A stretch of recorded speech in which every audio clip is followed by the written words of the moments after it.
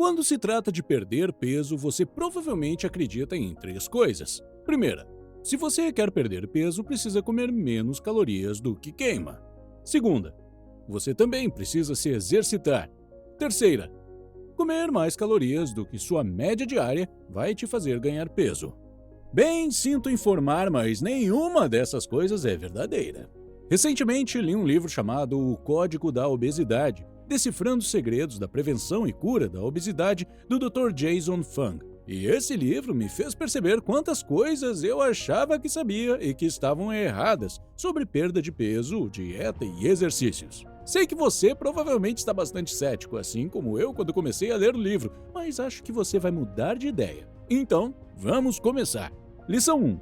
Comer menos não funciona. Vamos supor que você ganhe R$1.000 todos os meses e gaste a mesma quantia todos os meses. Portanto, entrada de dinheiro igual a 1.000 e saída igual a 1.000. De repente, seu chefe corta seu salário e sua renda é reduzida para R$250 por mês. Você continuaria gastando R$1.000 todo mês agora que sua renda é de R$250? Óbvio que não. Você é uma pessoa inteligente, então reduziria seus gastos para R$250. Caso contrário, você iria à falência. Você sabe que receitas e despesas estão relacionadas. Elas não são independentes. A mesma lógica se aplica às calorias. Quando você reduz as calorias que consome, seu corpo reduz a quantidade de energia que você está queimando. Seu corpo é extremamente inteligente. Ele não quer morrer. Então, toma a atitude mais lógica e reduz o gasto de energia, assim como você faria se sua renda começasse a diminuir de repente. Isso foi comprovado repetidamente em muitos estudos nos últimos 100 anos e o resultado é sempre o mesmo. Quando você reduz as calorias que entram, as calorias que saem são reduzidas automaticamente. Em um estudo em que o número de voluntários reduziu a ingestão de calorias em 30% para ver o efeito em seu gasto de energia, todos os participantes tiveram uma redução de 30% em seu gasto total de energia. O corpo equilibrou o orçamento entre calorias e energia. Em outro estudo, os participantes que ingeriam 3.000 calorias por dia passaram a ingerir 1.500. Isso os fazia sentir cansaço, frio e tontura. Tiveram queda de cabelo e suas unhas ficaram fracas. Isso ocorreu principalmente porque o seu corpo estava desligando para garantir a sobrevivência. É como se o corpo estivesse dizendo: sim, você pode estar se sentindo cansado e com frio, mas pelo menos vai viver mais um dia. Minha vida inteira sempre acreditei no modelo calorias ingeridas versus calorias gastas. Este modelo basicamente diz que se você comer menos do que queima, começará a perder peso. No entanto, o maior problema com esse modelo é que ele presume que mesmo que você passe a comer menos, a quantidade de calorias queimadas permanecerá estável. Mas, assim como as receitas e despesas, as calorias que entram e as que saem dependem uma das outras. Por exemplo, este modelo assume que se você reduzir a ingestão de calorias em 500 calorias por dia, em uma semana você terá um déficit de 3.500 calorias, o que fará com que você perca 0,45 quilos de gordura. Isso significa que em 200 semanas você perderia 91 quilos e seu peso seria zero? Claro que não, é ridículo, certo? Em algum momento, o corpo reduz seu gasto calórico e equilibra a conta. É por isso que você perde um pouco de peso no início de sua dieta e depois atinge um platô. E aí, depois de alguns dias ou semanas, você acaba desistindo e ganhando todo o peso de volta, com alguns quilos a mais do que o peso de antes de iniciar a dieta. Você já se perguntou por que muitas vezes ganhamos mais pesos depois de fazer a dieta? A razão é esta. Além da redução no gasto calórico, outra coisa importante que acontece assim que você reduz as calorias é que o seu corpo aumenta a produção do hormônio da fome, chamado grelina. O papel desse hormônio é forçá-lo a comer. Inúmeros estudos mostram que esse hormônio permanece muito alto, às vezes até um ano após o término da dieta. Isso significa que, mesmo após um ano, o corpo ainda está tentando forçar você a comer. É por isso que reduzir calorias não funciona. Eu sei disso, você sabe disso, é um fato, aceite! Antes de passar para a segunda lição, deixe-me lembrá-lo de que as coisas mencionadas neste vídeo não são conselhos médicos e eu não sou médico. Sou apenas uma pessoa aleatória no YouTube que resume livros, por isso consulte sempre o seu médico. Lição 2. O exercício não é para perda de peso. Imagine que você está indo fazer uma prova que é 95% de matemática e 5% de ortografia. Você gastaria 50% do tempo estudando ortografia? Claro que não. Em vez disso, você passaria a maior parte do tempo estudando matemática, porque é 95% do teste. Usando esta analogia, podemos dizer que no seu teste de perda de peso, a comida desempenha um papel de 95% e o exercício é apenas 5%. Gastar 50% do seu tempo e esforço em exercícios é obviamente uma perda de tempo, mas é isso que muitos de nós fazemos. Tentamos perder peso fazendo mais exercícios. A perda de peso depende do gasto total de energia e o exercício é uma parte muito pequena disso. O corpo usa energia, mesmo enquanto faz outras coisas além de exercícios, como dormir, caminhar, pensar, bater o coração e muitas outras. Por exemplo, o gasto diário de energia de um homem médio levemente ativo é de aproximadamente 2.500 calorias. Se ele caminhar em um ritmo moderado todos os dias durante 45 minutos, ele queimará cerca de 104 calorias. Isso não constitui nem 5% do gasto total de energia. A grande maioria das calorias é usada pelo próprio metabolismo do corpo. Estudos mostram que o gasto energético diário de um membro de uma sociedade caçadora-coletora é semelhante ao de pessoas sedentárias que trabalham em um escritório, apesar das diferenças significativas nos níveis de atividade física. Pense sobre isso por um momento. Um funcionário de um escritório fica sentado o dia todo e um membro da tribo caminha ou corre até 32 quilômetros, mas ainda assim queima um número quase idêntico de calorias. Podemos concluir que fazer exercícios é como escovar os dentes. É bom para você e você deve fazê-lo todos os dias. Há toneladas de benefícios para o seu corpo e cérebro. Só não espere perder peso. O exercício não é uma ferramenta de perda de peso. Lição 3. Comer mais não causa ganho de peso. Suponha que você seja gerente de uma usina de carvão e receba 2.000 toneladas de carvão diariamente e você também queime 2.000 toneladas. Agora, de repente, você começa a receber 4.000 toneladas diárias. O que você faria? Se você continuar queimando 2.000 por dia, o carvão vai se acumular e você vai acabar armazenando o carvão extra no escritório do chefe, o que vai deixar o seu chefe furioso e você provavelmente será demitido. No entanto, se você aumentar a queima de carvão para 4.000 toneladas diárias, mais energia será gerada e o chefe vai ficar feliz. Assim como você, como gerente da usina, começaria a queimar mais carvão. Seu corpo também responde de maneira igualmente inteligente quando recebe mais calorias que o normal. O metabolismo do corpo aumenta e ele queima rapidamente o excesso de calorias. Novamente, existem estudos científicos para provar isso. Um dos mais interessantes foi conduzido pelo Dr. Sims. Ele recrutou presidiários de uma prisão estadual e garantiu que todos os participantes comessem 4.000 calorias por dia. E os participantes não eram autorizados a fazer nenhuma atividade física. Uma coisa engraçada aconteceu. O peso dos prisioneiros aumentou inicialmente, mas depois se estabilizou. Então o Dr. Sims levou o estudo a um nível diferente, onde conseguiu persuadir alguns prisioneiros a comer até 10.000 calorias por dia. Alguns participantes desistiram do experimento porque ficou difícil para eles comer demais. Nos 4 a 6 meses seguintes, os prisioneiros que permaneceram no experimento acabaram ganhando de 20 a 25% de seu peso corporal original. O ganho de peso variou um pouco de pessoa para pessoa, mas o gasto total de energia nos participantes aumentou 50%. Seus corpos tentaram queimar o excesso de calorias para retornar ao peso original. Após o término do experimento, o peso corporal deles voltou ao normal rapidamente e sem esforço. A maioria dos participantes não reteve o peso que ganhou. Portanto, se o excesso de calorias não causa ganho de peso e a redução de calorias não causa perda de peso, afinal de contas, por que engordamos? Perda de peso e ganho de peso são problemas hormonais. Não tem a ver com mais calorias, mas sim com um peso corporal estipulado que é muito alto devido a um desequilíbrio hormonal no corpo. Os hormônios são mensageiros químicos que regulam muitos sistemas e processos do corpo, como fome, armazenamento de gordura, níveis de açúcar no sangue, etc. Nós não controlamos nosso peso corporal de forma consciente, não mais do que controlamos nosso ritmo cardíaco, nossas taxas metabólicas, temperatura corporal ou respiração. Todos são regulados automaticamente, assim como nosso peso. Os hormônios nos dizem que estamos com fome. Os hormônios nos dizem que estamos cheios. Os hormônios aumentam a produção de energia. O ganho de peso é resultado de um desequilíbrio hormonal, não de um problema calórico. E se é um problema hormonal, então qual hormônio causa especificamente o ganho de peso? A resposta é a insulina. A insulina é a principal culpada. Aqui está um teste simples para provar isso. Se você injetar insulina em alguém, essa pessoa vai engordar? A resposta é sim! É por isso que os pacientes que recebem insulina como parte de sua medicação começam a ganhar peso. Aqui está outro teste. Digamos que sua necessidade diária média de calorias seja de cerca de 2.500 calorias. Se reduzirmos drasticamente suas calorias para 700 e lhe dermos insulina, você começará a ganhar peso.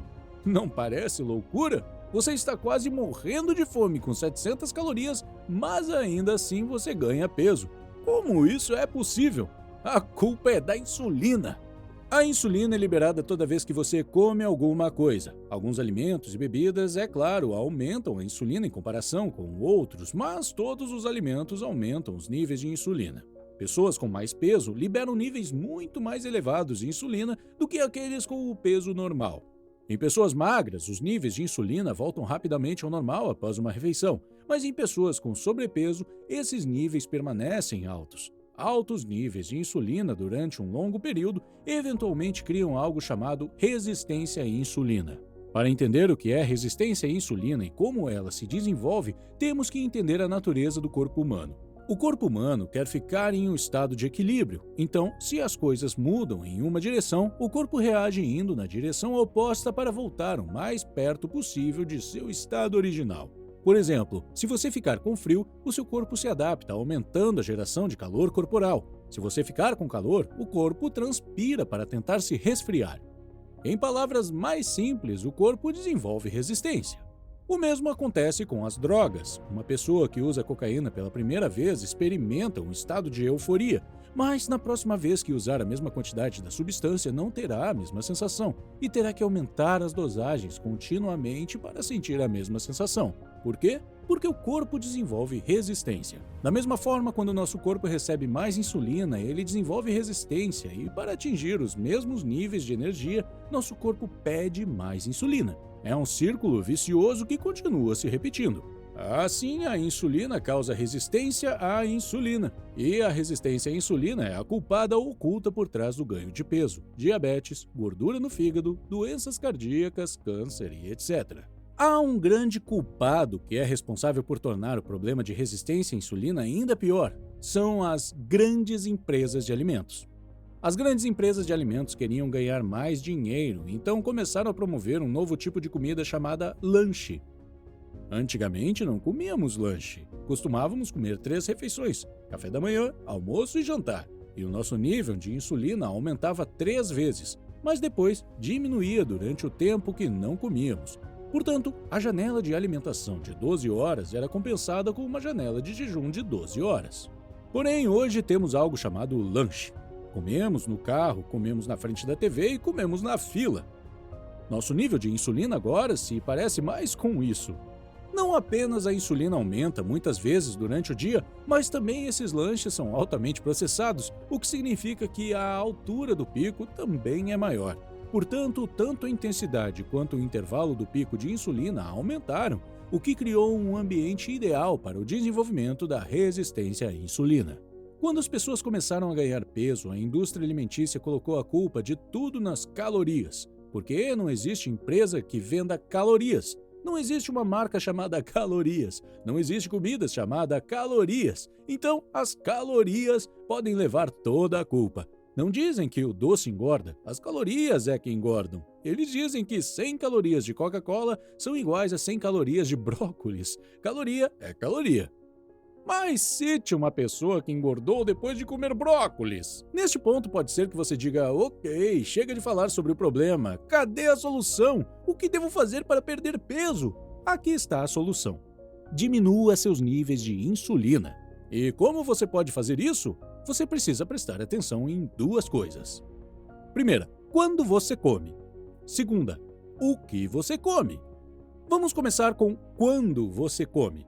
Como já mencionei, todos os alimentos aumentam a insulina, independentemente de quão saudável seja a comida. Assim que você come, o nível de insulina aumenta. A única maneira de reduzi-lo é nos abster completamente de comida. Glicose e gorduras são as principais fontes de energia do corpo. Quando a glicose não está mais disponível, o corpo começa a usar a gordura como fonte de energia. O jejum é o processo em que o seu corpo começa a queimar gordura em vez de glicose para tirar energia. A gordura é simplesmente a energia alimentar armazenada no corpo. Em tempos de escassez de alimentos, a gordura armazenada é liberada naturalmente para preencher esse vazio. O corpo não queima músculos em um esforço para se alimentar, até que todas as reservas de gordura sejam usadas. Muitas pessoas difundem um mito de que o jejum faz com que percamos massa muscular. A degradação do tecido muscular ocorre apenas em níveis extremamente baixos de gordura corporal. A gordura é queimada primeiro. Dizer que o jejum queima músculos é como dizer que você tem uma quantidade enorme de lenha guardada em casa, mas prefere queimar o sofá primeiro.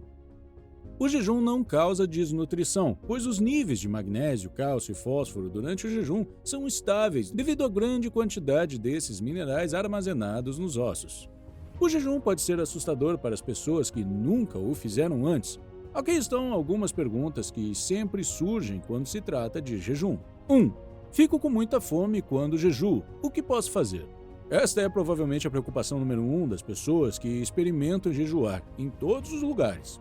A verdade é que a fome vem em ondas. As pessoas pensam que cada onda de fome que se aproxima é mais forte que a anterior, mas não é o caso. Se você estiver com fome, não se preocupe, vai passar. Manter-se ocupado costuma ser útil. 2. O que posso comer nos dias de jejum? Tente se manter bem hidratado durante o jejum. Procure beber 2 litros de água por dia. Além disso, seja cuidadoso e quebre seu jejum suavemente. Comer demais logo após o jejum pode causar desconforto estomacal. 3. Posso me exercitar em jejum? Com certeza! Não há razão para interromper sua rotina de exercícios. O jejum é um momento ideal para se exercitar. 4. O jejum vai me deixar cansado? Muitas pessoas, na verdade, sentem que têm mais energia durante o jejum, provavelmente devido ao aumento da adrenalina. Se sentir fadiga excessiva, deve parar de jejuar e procurar aconselhamento médico imediatamente. 5. O jejum me deixará confuso ou esquecido? Não. Você não deve sentir nenhuma diminuição na memória ou concentração. Pelo contrário, o jejum prolongado pode realmente ajudá-lo a melhorar sua memória. 6. Eu fico tonto quando jejuo. O que posso fazer? Certifique-se de beber muito líquido. Adicionar sal marinho à água geralmente ajuda. 7. Fico com câimbras musculares quando jejuo. O que posso fazer? Baixos níveis de magnésio podem causar câimbras musculares. Você pode tomar um suplemento de magnésio de venda livre. 8. Tenho dor de cabeça quando jejuo. O que posso fazer? Tente aumentar a ingestão de sal. Dores de cabeça são bastante comuns nas primeiras vezes que você tenta um jejum. Acredita-se que sejam causadas pela transição de uma dieta relativamente rica em sal para uma ingestão muito baixa de sal nos dias de jejum. As dores de cabeça são geralmente temporárias. 9. Meu estômago está sempre roncando. O que posso fazer? Tente beber um pouco de água mineral. 10. Desde que comecei a jejuar, passei a ter prisão de ventre. O que posso fazer? Aumentar a ingestão de fibras, frutas e vegetais durante o período em que está se alimentando pode ajudar. 11. Fico com azia. O que posso fazer? Evite fazer grandes refeições. Evite deitar-se imediatamente após uma refeição e tente ficar na posição vertical pelo menos meia hora após a refeição. Agora vamos falar o que comer. Aqui estão 5 passos para garantir que o que você está comendo está ajudando você em sua jornada de perda de peso. Passo 1. Reduza o consumo de açúcares adicionados. A regra simples é esta: se o alimento tem embalagem, ele também contém açúcar adicionado. Por exemplo, ketchup tem mais açúcar a cada 100 gramas do que Coca-Cola. Você também pode estar se perguntando quanto açúcar é aceitável. Bem, isso é como perguntar quantos cigarros são aceitáveis. Mas e as sobremesas? Com certeza serão eliminadas da sua dieta. Aqui está como você pode ter uma finalização satisfatória para suas refeições. Você pode comer como sobremesa as frutas frescas da estação, castanhas ou chocolate amargo com mais de 70% de cacau. Isso não significa que você nunca mais vai poder comer açúcar. A comida sempre desempenhou um papel importante nas comemorações, aniversários, casamentos, etc. A palavra-chave aqui é ocasional. A sobremesa não deve ser ingerida todos os dias. E sempre que for consumir sobremesas, fique bastante atento à quantidade. E os lanches? O que comer na hora do lanche? Nada. Não coma lanches. Simplifique sua vida. E quanto ao café da manhã? Torne o café da manhã opcional. O café da manhã é, sem dúvidas, a refeição mais controversa do dia. O maior problema é que, assim como os lanches, os alimentos do café da manhã geralmente contêm grandes quantidades de carboidratos altamente processados e açúcar. Não coma cereais matinais açucarados. Barras com cereais em flocos, frutas secas e granola tentam fingir que são saudáveis, mas muitas vezes são muito açucaradas. O ponto é, se você não está com fome, não coma nada. Não há problema nenhum em pular o café da manhã. Bebidas. Consuma apenas bebidas sem adição de açúcar. A melhor bebida é água pura ou com gás. Chá ou café também são ótimos. E quanto às bebidas alcoólicas? O consumo moderado de vinho tinto não aumenta a insulina e, portanto, pode ser apreciado. Até 2 copos está bom. Passo 2. Reduza o consumo de grãos refinados. Grãos refinados, como farinha branca, aumentam a insulina mais do que qualquer outro alimento.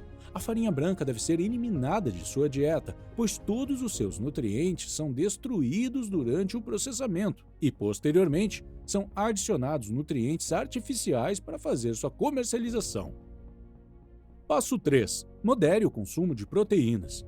Modere a quantidade de proteínas em sua dieta para cair dentro de 20 a 30% de suas calorias totais.